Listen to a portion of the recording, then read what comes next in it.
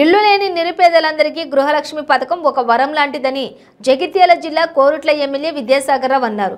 మెట్పల్లి పట్టణంలో అర్హులైన 347 మంది గృహలక్ష్మి లబ్ధిదారులకు MLA Vidyasagar Rao additional collector Lata ధృవపత్రాలను అందజేశారు.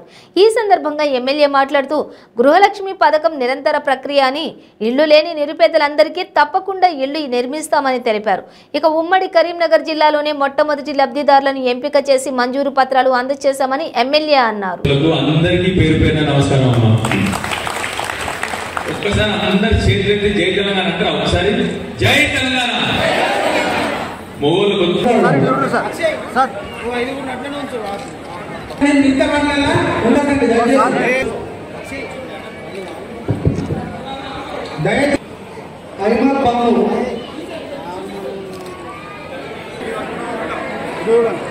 కమిషనర్ గారు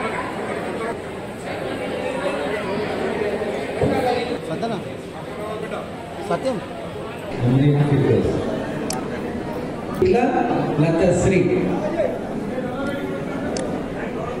ముఖ్యమంత్రి గారు కేసీఆర్ గారు ప్రవేశపెట్టిన గృహలక్ష్మి స్కీమ్ కింద మెట్పల్లి పట్టణంలో ఇవాళ 394 ఎలిజిబుల్ అయితే ఇవాళ 347 మందికి ఇలా పట్టాలు ఇచ్చడం జరిగింది. వాళ్ళకు రిసీవింగ్ ఆఫీస్ ఇచ్చారు.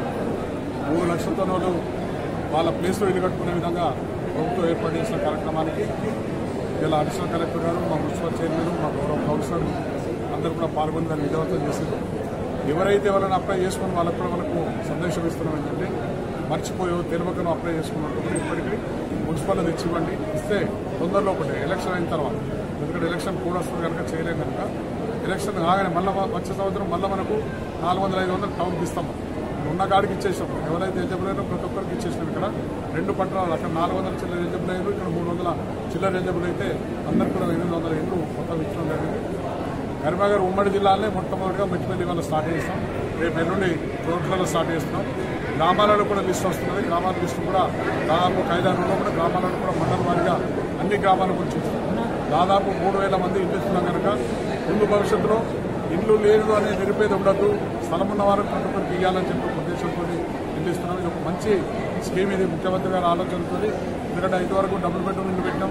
చాలామంది లబ్ధిదారులు డబుల్ బెడ్రూమ్ ఇళ్లకు వాళ్ళు కట్టలేకపోతున్నారు కనుక ఈ స్కీమ్ పెట్టాం. అది కూడా డబుల్ బెడ్రూమ్ ఇల్లు కూడా యథావిధిగా నడిపిస్తామంటే స్థలం ఉన్న కాడలా డబుల్ బెడ్రూమ్ ఇల్లు నుంచి కూడా ఏర్పాటు చేస్తున్నాం.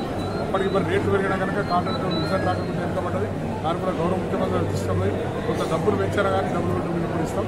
ఈ విధంగా ఎవరైతే ఇండిపెండెంట్ వాళ్ళు కాగానే వాళ్ళందరూ కూడా ఇల్లు ఇచ్చే విధంగా ఏర్పాటు చేసి ఇలా కోట్ల నియోజకవర్గంలో ఎక్కడ కూడా ఇల్లు లేని నిరుపేద లేకుండా రాబో 1-2 సంవత్సరాల కాలంలో కూడా నిరుపేద లేడు, ఇల్లు లేదనే పాయింట్ ఎక్కడ కూడా రాకుండా ప్రతి వారికి ఇల్లు ఇప్పిస్తాం కోసం ప్రయత్నం చేస్తామని చెప్పి తెలియజేస్తున్నాను. ప్రతి అందరూ కూడా గమనించి సుఖ సంతోషాలు ఉన్ననాడే ఇల్లు గూడు ఉన్ననాడే మనమందరం గూడు.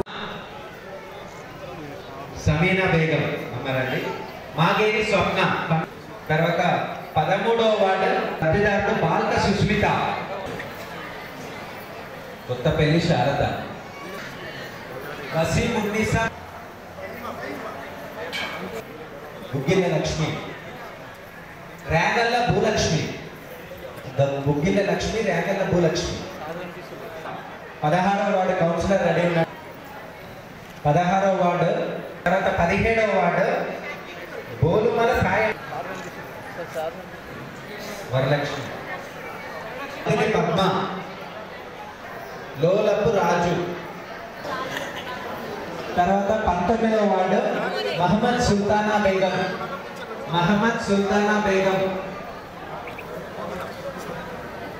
19వ వార్డు.